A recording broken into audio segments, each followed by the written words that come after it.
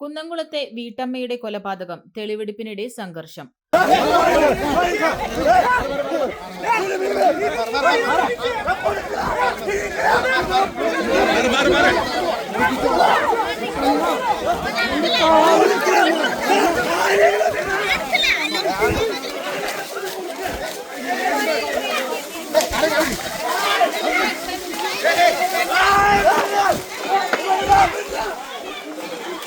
ആർത്താറ്റ് വീട്ടമ്മയെ കഴുത്തിന് വെട്ടി ക്രൂരമായി കൊലപ്പെടുത്തിയ സംഭവത്തിൽ പ്രതിയുമായി തെളിവെടുപ്പ് നടത്തുന്നതിനിടെ സംഘർഷം. ആർത്താറ്റ് സ്വദേശിനി സിന്ധുവാണ് മരിച്ചത്.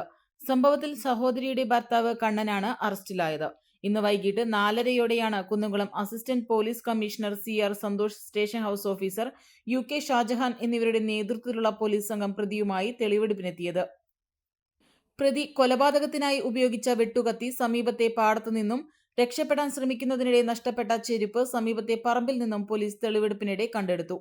തെളിവെടുപ്പിന് ശേഷം വാഹനത്തിലേക്ക് മടങ്ങുകയായിരുന്ന പ്രതിയെ ബന്ധുക്കളും നാട്ടുകാരും അസഭ്യം വിളിക്കുകയും കയ്യേറ്റം ചെയ്യാൻ ശ്രമിക്കുകയും ചെയ്തു.